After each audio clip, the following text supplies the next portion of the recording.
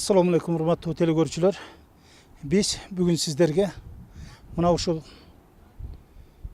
Алтын Мазар жолундагы ашуунун түбөлүндө жайгашкан ушул Табашмак таш деген момундай эл атап алган таштын жанынан салам айтып жатабыз. Албетте биздин бүгүнкү жашообуз эртеңкилерге табышмак болуп калары дайын. Ал эми кечээги ата-бабалардын жашоосунун кандай болгондугу жөнүндө жандырмагын биз бүгүнкүгө чейин ушу жандырып, табашмагын жандырмагын таппай келе жаткандыгыбыз дагы бул бүгүнкү биздин замандаштарга маалым. Албетте бул айланада өз кезегинде бул Чыңгыз хандын жоокерлери менен салгылашып, ошолордун колунан мерт болуп, адам буту жетпеген ушундай улуу тоолордун койнуна алып келип сөөгү коюлган деген Күчүлүк хандын мүрзөсү азыр 7-8 чакырым төмөндө экен. Ал эми бул төмөндө жайылып агып жаткан бул Тажикстан менен Кыргызстандын ортосундагы талаш жер болгондугу дагы бүгүнкү күндүн чындыгы. Ушул аймактарды, ушул жерлерде чек-аралар бөлүнгөнгө чейин ата-бабаларыбыз ары бери өтүп конуштап жашап келгендиги дагы кечегиден калган таберик айта жүрчү мурас сөз экендигин кошумчалай кеткибиз келет. Деги эле бул өрөөндүн алтын дара же болбосо алтын өрөөн капчыгай талышында өзгөчө сыр бардай. Ар бир ташы алтындан улук болгон ата мекенибиздин кадырына жетпегенибиз менен аны аздектеген далайлардын кадам издери калгандыгын угуп, кадам турган жерге келүүгө маани бербеген энөөлүгүбүзгө кейиш кыласың. 32 иримден турган Алтын Мазарга түшчү кайрыманын үстүндө туруп, тарыхты тактоо аракетинде жүргөн Муса агадан айрым тоо таштар туурасында маалымат алганбыз. Бул Табашмак таш деген негизинен элдин эле айткан оозеки уламышын негизинде бул жөнүндө тарыхта жазылган эмес. Себеби бул жерге келип көп талаш тартыштар болот да. Эгерде бул бир таш болуп жарылып кетсе, анда ал жиги менен турмак. Айтышат, бул атайын ушундай жасалган. Себеби мунун астында кандайдыр бир сыр бар деген. Эмне сыр болушу мүмкүн? Кандайдыр бир байлык болушу мүмкүн, же болбосо кандайдыр бир баатырдын жасаты болушу мүмкүн. Же болбосо дагы бир ырымдык жактан бир өтө ыйык нерсе болушу мүмкүн деген идеялар бар. Бул тиги жакта Найман таш деп айтып жатканыңыздарга эмне себеп? Аны өткөндө келген археологдор, этнографтар жанагы жазуу наймандар Согди алфавитинин негизинде иштеп чыккан өздөрүнүн алфавитин колдонгон да. Ошол китептеги тамгаларга салыштырып, эми бир аз дал келбейт экен. Ошол найман эмесини түшүндүргөн символ бар экен деп ошондой табышты. Болжолдошу. Болжолдошту баягы илгерки алфавиттердин ошолордун элесинин сүрөтүнүн окшоштурушу ошондой жыйынтыкка келишти. Мына төөлүк мөңгүлөр жөнүндө, бул агып жаткан бул Сайтола суу жөнүндө. Ооба, мына могу Түз сайдан Кайыңдынын суусу дейт. Бул Кыргызстан жактан келет аты? Жок, бул бүтүндөй Тажик Республика, кошуна республика. Мына суу мына кокту Тажик Республикасына. Бүт Тажик Республика. Бизге мына чоку турабы? Ошо чоку менен эле буягы суудун бер жагы өзүнө, нар жагы бүтүндөй Тажик Республикасыныкы. Оң жагындагыны Селдаранын суусу дейт.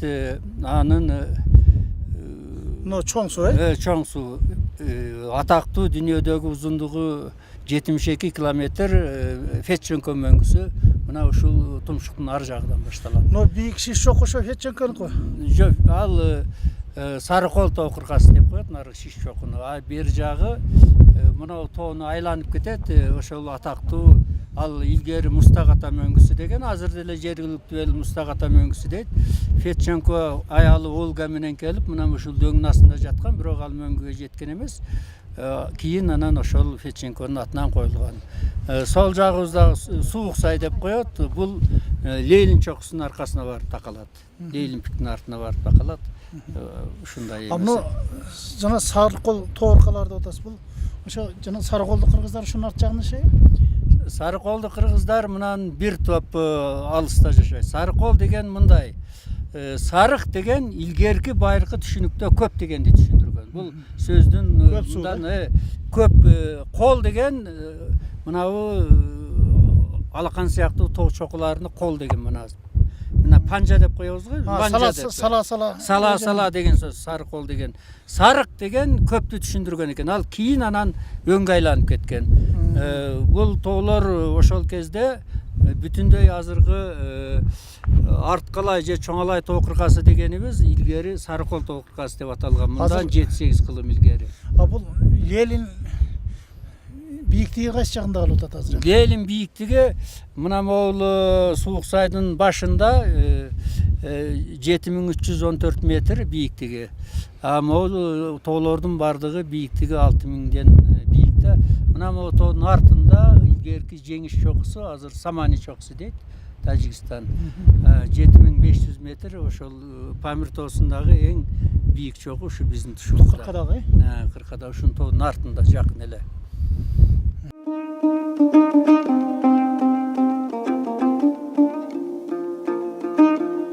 Мезгил талабына жараша Алтын Мазар тарапка сапар алган адамдарды бир эмес эки жерден чегарачылар текшерип, тактап жатканын көрүп, бир чети мамлекеттин коопсуздук талабы деп шүгүрчүлүк келтирсең, экинчи чети чегарага чейинки 60 километр аралыкта туруп, эмнени текшерүүгө алат деп таң калбай койбойсуң.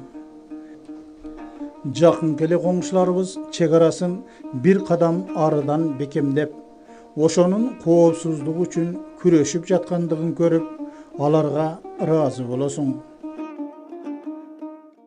Чоңалай районунун тургуну болом, Дарбат Курган айылынан. Атым Тоозбек. Бул жерде негизинен Алтын Мазарда биздин ата бабалар жашаган, Кыргызстан эмеси болгон, границасы азыр боюнча. Бул жерде өзүңүздөр көрүп турган мына тоолорду Тажикстандын границасы жана Кыргызстан границасында турабыз. Бул жерде ошол жерде жайлуулуп биздин ата бабалар ушул жерде жашап кетишкен. Бүгүн деле жашайт, бүгүнкү күндө мына ошо ата бабаларыбыз жашаган жер жана ошол жерде мисалы биз жашап атабыз, ошо ата бабаларыбыздан калган жер, жайыт деп бизде ошол жерде мекендеп жүрөбүз. Кудайга шүгүр. Бул жерде мисалы биз кетсек же башкасы дагы башка жака чет өлкөгө карап кете берсе башка ким калат? Туурабы? Бул сен чыныгы чегарачы экенсиң да? Чегарачылар да бар бул жерде, пограничниктер бар өздөрү. Биз бул жерде ооба жителдербиз, жашоочулар. Бул жерде дагы кошуналарыбыз бар ушундай. Тууган урук менен жашайбыз ушундай. Өзүң курбалдаштарыңа, досторуңа эмне деп айтар элең? Курбалдаштарыма, досторума айтарым, келгиле чет жака барбаса ушул жерде деле иштесек болот, жашаса болот, ушул жерде дагы мына өзүңөр көрүп тургандай болот. Ошондой эле али чечиле элек аймакты жалпыга көрсөтпөгүлө деген мамлекеттик сыр кылып каткан сөздөргө да мамлекет жараны катары баш ийүүгө аргасыз болдук. Ал аргасыздыгыбыздан аттап, ошол көк мелжиген тоолордун койнунда ата бабалары жашап келген конушта бүгүнкү күндө да жер талашып жаткан тажик туугандар эмес, кыргыздар жашап жаткандыгын, ал жерде далай мазарлар тургандыгын көрүп шердене түшөт экенсиң. Кыргыздын мазары, кыргыздын конушу, ата бабалардын журту турган жерден корунган мындай тагдырыбыз балким тарых жана маданият жылын белгилегенге демилгечи болгон президентибизге башкача таризде жетип жатабы деген да ой келбей койбойт.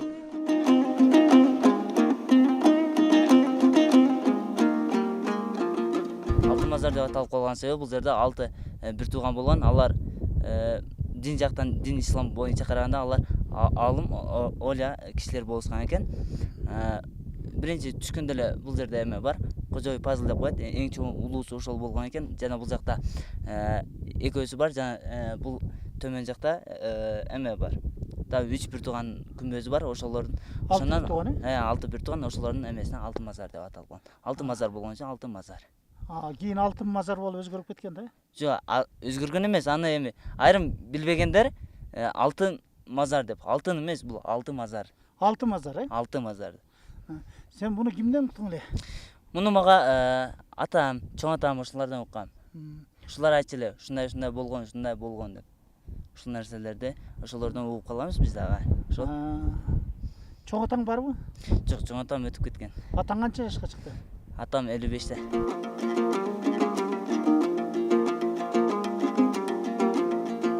Тоосбектей кыргыз уландары турганда кыргыз чегинин бекем болоруна өмүт артып, жүрөктүн үшүн алган кыска кайырмалар менен Алтын мазарга сапар алдык.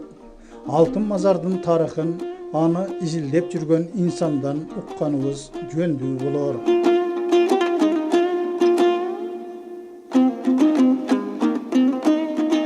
Ушул күмбөздүн күчүлүк кандыкка тиешелүү экендигин сиз кайсыл далилдер менен мына аныктап изилдеп элек деп тактадыңыз?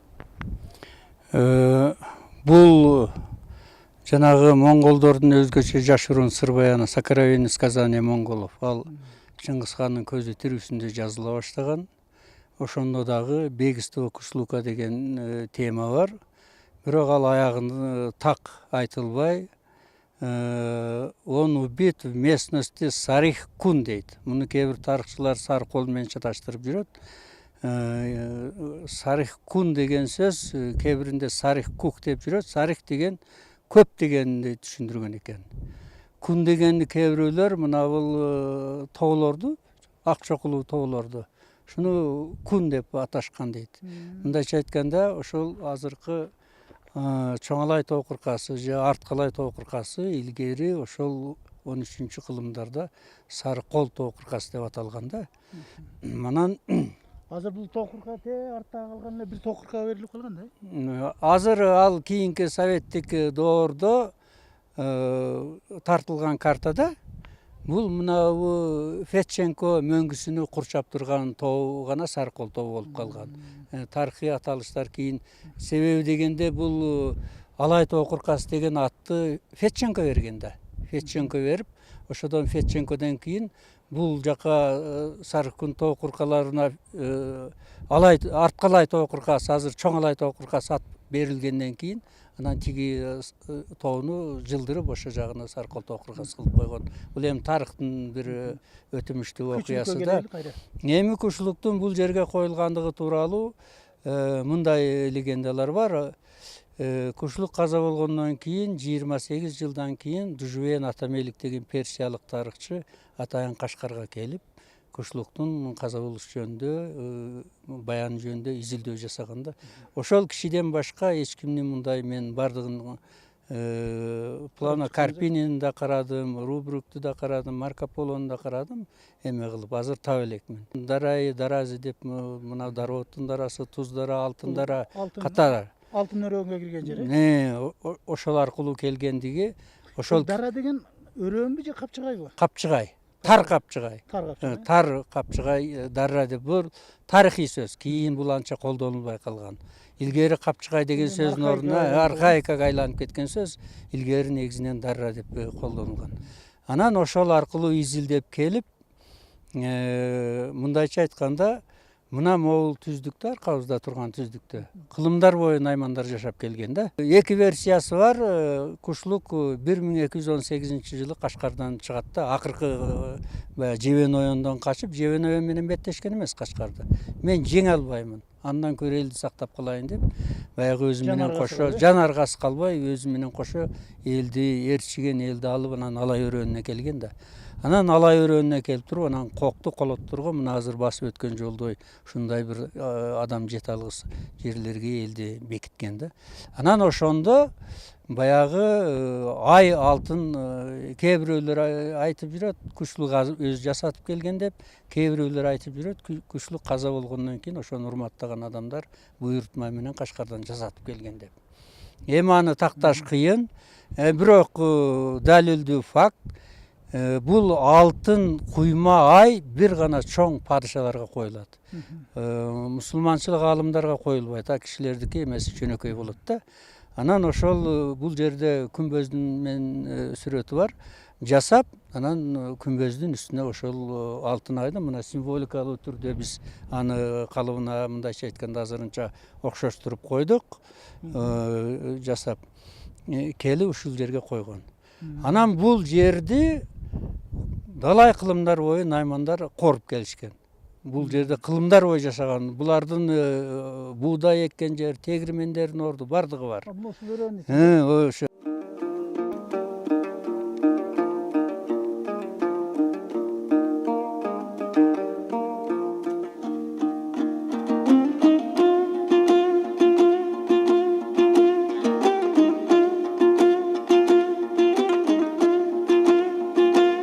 Анан кийин Совет доору атеисттик заман келет дагы. Анан атеисттик заман келгенине карабай зыяратчылар келе берет. Ферганадан аяк бияктан келет. Анан бул жерде кишилерди көчүрмөк болот. Көчкүлө дейт тиги өрөөнгө түшкүлө десе, булар жок биз көчпөйбүз, биздин ыйык жерибиз бул деп макул болбой койгондо, анан баягы эки максат менен элди көчүрүш үчүн бир жагдан, экинчи жагдан атеисттик максат менен куралдуу отряд жөнөтөт. Булар Кызыл Кыядан чыгат. Айтууга караганда 12 адам болгон, барды куралчан, бир адам командир. Командирдин жайы бар, аты да числосу да жазылып турат. Тетиги жерде булар келгенде мындай жөнөкөй эле келишет. Эл менен таанышып, ушул жерден достошуп, ал эмес биз жаратылышын изилдегени келдик, элдин жашоо шартын көргөнү келдик деп белгисиз эми бир ай ушундай жүрүп эле кетебиз деп жатканда күндөрдүн биринде келип ушул жерде жана Кучлуктун күмбөзүнүн үстүн тепкилей башташат да. Эл мынекей көрүнүп турат, могу жерде жашаган, көрүп турушат алар. Тегиздиктен, түздүктөн. Канча үйлүү болгон ушул жерде? 46-50 дейт, ушундай үйлүү болгон, бир топ эле болгон. Кээ бирөө 80 деп жүрөт, жок андай эмес. 46-50 тегерегинде үй бүлө болгон, көп үй бүлө болгон. Кадимкидей эле кыштак мечити болгон, тегирмени болгон, бардыгы болгон. Орду бар азыр бардыгы. Анан бир убакыт эле куралдарын алып чыгып, жанагы керки, лом, анан талкалап киришет да. Анан келгендер. Анан тигилер карап отурушат, анан кечкече талкалайт. Талкалап эми кээ бирөө айтканда толук түбүнө жете албайт. Колунан келишинче талкалап жанагы айды алат алтынды. Анан барып ошол жерге бирөөлөр айтат мечитке дейт, бирөөлөр айтат бир бош үйгө жаткан дейт. Жатканда анан жанагы Кудайназар ошолордун мына жерде авторитеттүү жигит болгон. Мергенчи болгон. Анан айтат биздин ыйык күмбөзүбүздү талкалап атса, биздин ыйыктыгыбызды. Кимиң жихадка чыгасың дейт. Анан 19 адам тандалып келип биз чыгабыз дейт. Анан барып булар жатат. Анан жаткандан кийин таңга маал куралчан жана кароол эшиктин сыртында туруп уктап калат. Анан тигинин мойнун кайрып, колунда куралын алып кирселер, тиги солдаттар дагы командир менен уктап калыптыр. Анан ошондо бардыгын тең атат ошол жерден. Баягы мылтык менен баягы куралдарды алардан озунуп эрте алып алышып, анан бирөө жарадар болуп калат. Санына ок тийип жарадар болуп, анан аны бир үйдүн далиси деп коет кире беришине. Жаткырып, эми муну эртең соолукса сурак кылабыз деп эме кылганда баягы түндө тигилер уктап калганда түндө туруп качат анан. Качып анан ушу азыр биз келген жол менен Дарабат коргонго барып кабар бергенде биринчи тиги Бордөбөдөгү отряд келет. Эми ал аз эле болгон 15-16 адам. Анан ошондо кичи чептоп деп коет, кичи чептен тосуп туруп булар анан үчөөсүн ыргыта коет тигинен. Бордөбөдөн келген отряд. Алар качат анан.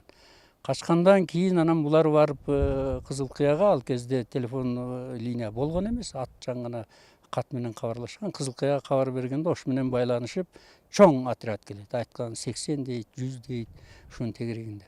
Чоң чеп деген жерден анан булар тосот анан. Жанагы 12 мылтык, тиги үчөө ыргып кеткенде мылтыгын алат, 15 мылтык менен Анан ошол жерде Сайназар деген көз катары болгон. Анан нар жактан келатканда анан Кудайназар айтат, ошо аттын кирпиги ирмелгени көрүнгөнгө чейин атпагыла дейт. Ташты тизип, таштын кычыгынан карап турушат. Анан келгенде эң акыркы атчан Жокерди атат. Анан атты бурулуп баягы качканда ат чыңкылдыйга чуркай албайт экен да, мүгөжүлөп. Анан ошодон пайдаланып 18-ин окко учурушат. Тигилер түшө калып, наймандардан 3-өн окко учурат. Анан наркы өзүдө Сайназар деген негизинен ошол көбүнө окко учурган экен. Кийин катуу жарадар болгондордон дагы 4-өөсү нары жака баргандан кийин алар дагы каза болот. Отрядтан каза болот. Анан ошондо качып барган командир айткан экен эме кылып. Алтын мазар Кудайназар яп той эмес Сайназар деп. Сайназар жана көзгө атары. Аны тааныйт да бул жерде. Анан кийин тиги 18-дин куралын алды. Урматтуу телекөрүүчүлөр, бул эми улуулардан айтыла келген сөз. Сиздерден мындай сөз чыгып кеткен үчүн кечирим сурайбыз. Бул сөз Мусабанын оозунан чыкты деп эсептебеңиздер. Чыккан сөз.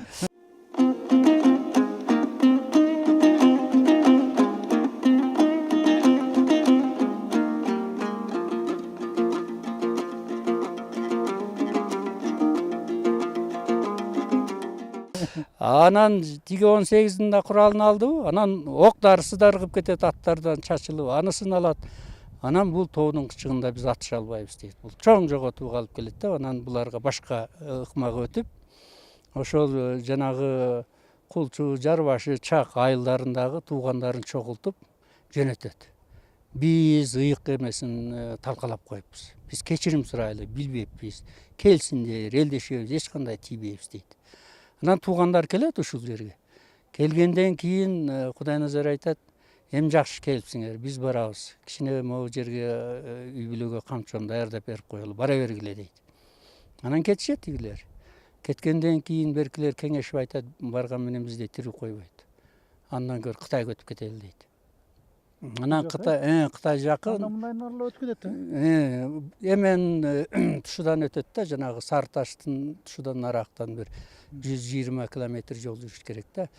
Анан жакындап эле калат Мургапка. Тактагорум деген бар, ошол жерге барып жатып калышат. Анан эртең менен турганда Кудайназар айтып турду. Жихад жарыялап алып качык болуп элебиз. Кайттык.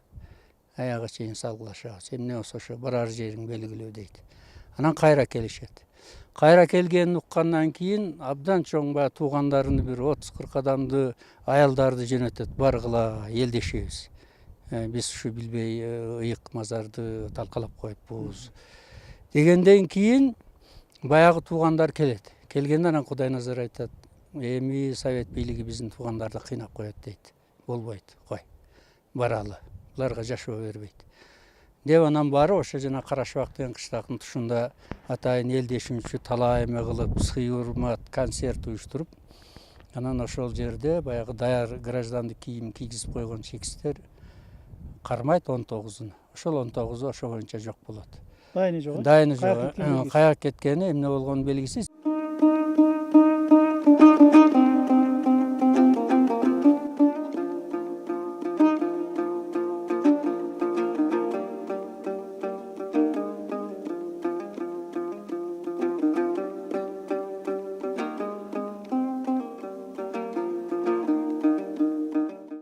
Азыр бул азыркы мен жашап аткан үйлөр негизи метеорологический станциянын үйлөрү болгон. Кечээ мен келип муну талкаланып калгандан кийин бир катар оңдоп тургузуп алдым. Түбү аселде биздин аталарыбыздын үйлөрү о паст эле. Суунун жегинде. Суунун жегинде эмес, мына азыр ортодо токойубуз бар, мына көрүп турасыздар. Ошол токойдун нар жагындагы үйлөр чоң аталарыбыздын, чоң аталарыбыздын үйлөрү болгон. Ал жерде эч ким жашабайбы? Азыр бул жерлерден кандай десем, саздын мезгилде чоң аталарыбыз басмачы болуп көчүрүлүп кеткенден кийин дээрлик биздин уруктардан эч ким жашабай калды мезгилинде. Мына кайра эгемендүүлүк өзүбүзгө тийип, жерибизди өздөштүрүп эле анан биз 94-95 жылдары келгенбиз бул жерге. Бир 6-7 жыл жашагандан кийин бияктан Тажикстан тополоңу чыгып, анан кайра өзүбүздүн айылга кеттик. Өзүңүздөрдүн жериңизде жашасыңар, эмне коркосуңар? Жок, бул кандай десем, кандайдыр бир эми качкын болуп калса, азчылык болуп калды. 3-4 эле үйлүү элек ал мезгилде.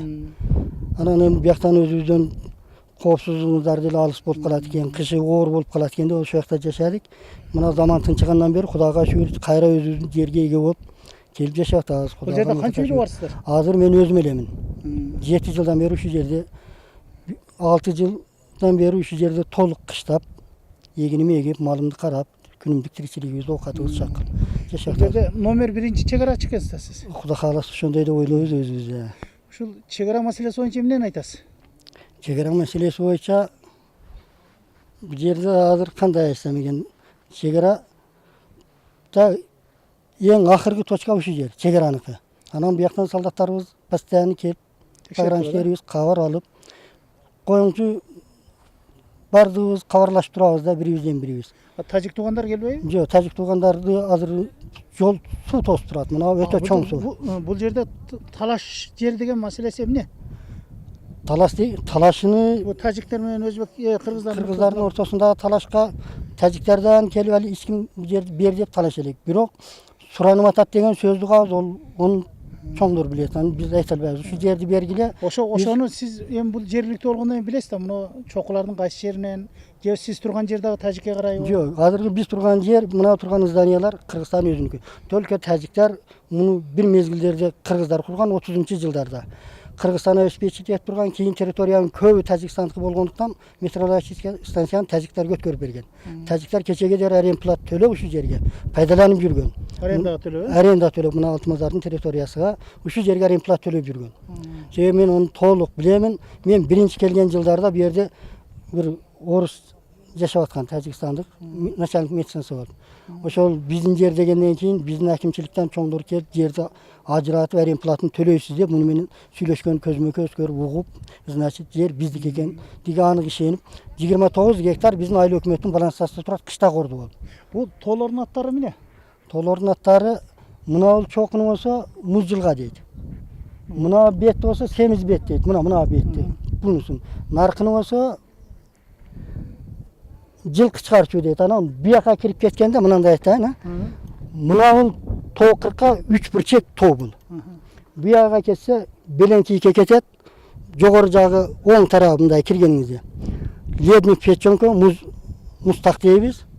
Анан мына туш сайыбыз болсо кайыңды, мындай солго бурулганыңызда азыр бул жак суук сай болот. Ленин чокусу суук сайдын баш тарабында алай жак бети. Уже Саркмоолдон бери Кашка суунун туштары Ленин чокусу. Чек-арачы катары элге журтка эмне айтасыз? Элге журтка тынч болсун, эли журтубуз. Ар ким өзүнүн жерин коргогондой, адилеттүүлүк менен, чынчылдык менен өзүнүн жерге ээ болгондой болсун. Бардыгы патриот болсо, эч ким эч кандай жамандык кыла албайт. Кудай кааласа биримдик болсун, эл журтубуз тынч болсун.